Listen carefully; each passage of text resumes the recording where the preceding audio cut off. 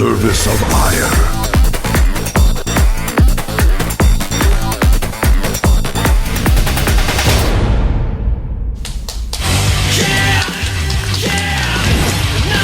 Welcome back. It is time for NesTea, and not alone. He is facing Sparta, former Zenix player, now joined, of course, with StarTale.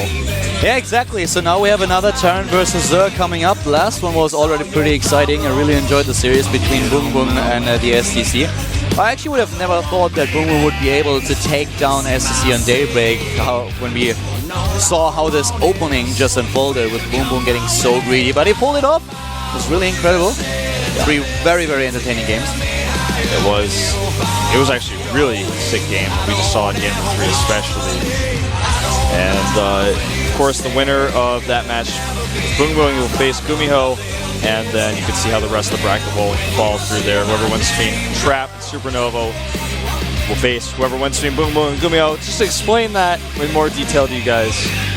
And especially now NesTea is going to be a very interesting match. We will see if NesTea is actually able to take this game or if he will drop out of, well, the GSL entirely. That would be a sad day somehow, but on the other hand, if Spada is able to defeat him, he deserves to advance, of course. The first game today is going to be played on Antigua Shipyard. Yeah. And it's not a good map for Zerg versus Terran. Most people would argue because it's so hard to take a fourth. Now, that man on the left side has second most number of championships in this entire league. He's one of the oldest players to touch StarCraft 2. Great 2v2 player in StarCraft 1. He's very famous. He was actually surpassed by Lenok just, I think, last week when it comes down to the amount of games played in the GSL. But here we have him drop down from Code S to Code A. Now he's facing one of the few players that was able to win one of the Code A qualifier brackets. StarTale Spada, former Zenix player. Not so much of a GSL record to show for this guy, but he has played in other leagues. He's pretty well known in Korea, in fact. That's what he looks like there. You can see him on the right side. And, you know, he was one of the stronger players on the Zenix lineup, in fact. One of their Terran representatives. He and J-June, aka Destination. Terran representatives of Zenix, really the strongest ones. This match is going to be so interesting, especially when you take into consideration that NesTea just recently did not really do all that well, and now suddenly he is up in the first round of Code A. Will he be able to stick around, or will he drop down to the preliminaries? We'll find out in just a few seconds. Game number 1 has been started. It is NesTea up against Spada at the GSL round of 48.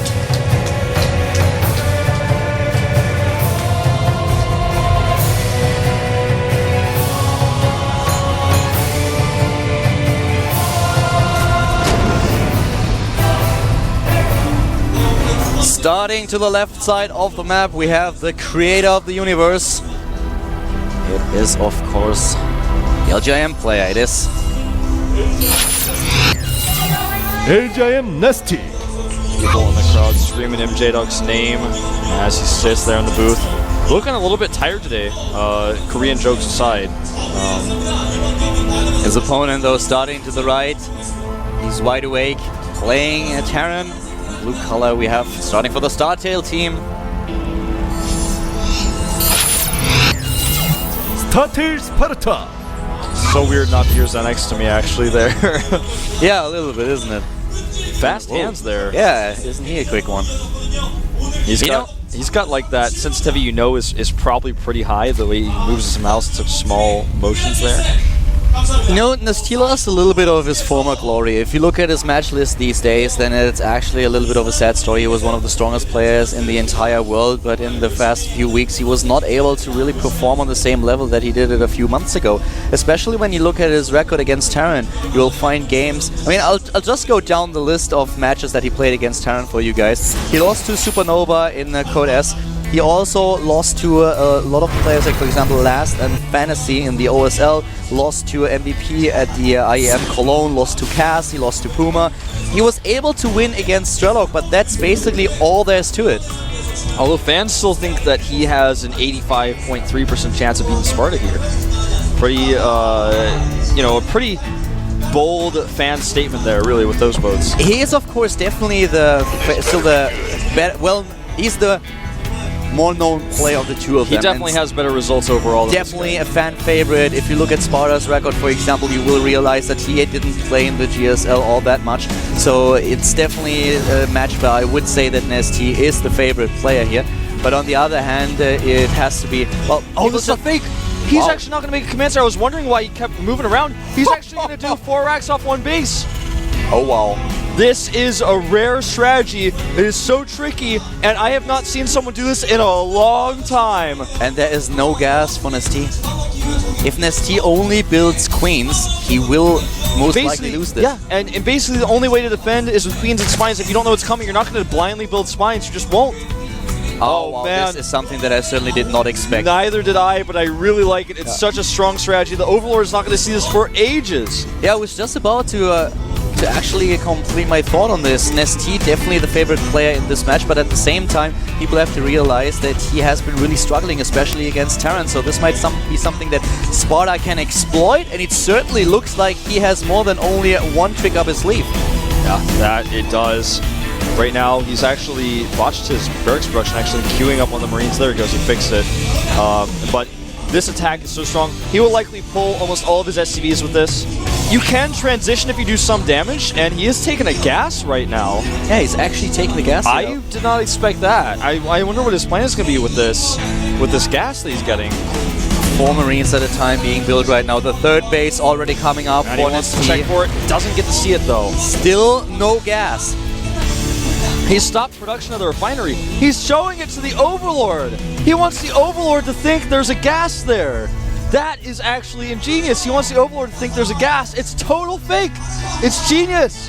I love it. Oh, it all makes sense. Oh, what a genius play here. Oh, wow. And here come the Marines. He's going to have to clear the watchtower, though. The SCV train, the pain train is on its way. The Marine count right now is on 16, 21 SCVs in total, and 2 double gas protect. NesTea is building 11 drones. He has no idea. And this attack is so fierce. He cleaned the watchtower first. There's no vision. He's got no clue. His queens are out in the open here. If they get trapped by SCVs. Bad luck, Brian, is history. This is bad luck, NesTea. He is completely on the wrong. He has no clue, and here comes the army of Spada. NesTea, what are you gonna do? He pulls all the drones, cancels the spines. No, he doesn't get the cancel. Oh, this is such a terrible spot for NesTea to be in. The SCVs are in the main. This is crazy. This is madness. This is Sparta, and he goes in, he moves in with everything that he has, and NesTea trying to defend with the drones, with a few queens.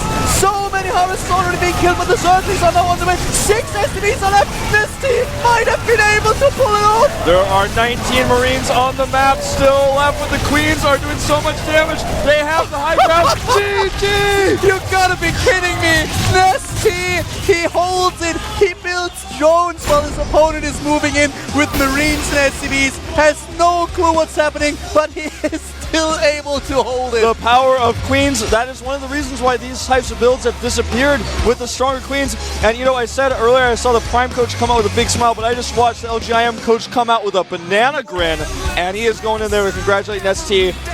Great hold there. The queens really being the victors in that fight. What an insane build choice. NesTea, man, he's just tired of this. He wants to go home. He wants to go to sleep. I cannot believe what I've just seen. We just watched Impending Doom. What is that hero for? Or he's a villain from X-Men. He can just absorb energy and blast it back at people. Do you know this? You know this villain? I can't think of his name right now. He's played by Kevin Bacon in the movie. But whatever, that guy, he's like NesTea. Like he sees all the SCVs, all the attack coming, he just grabs on it and blasts it back at Sparta like it's nothing. I want to see that again. I want to watch the replay, man. He sees Impending Doom and he smiles. What just happened? Queen range +2. No. That's not only it. I mean, all his drones fought, he had so many of them. I think that Spada was a little bit too... His micro was not the best, I feel. I think Spada looked at this and he was like, okay, I've won. And then he didn't really micro correctly.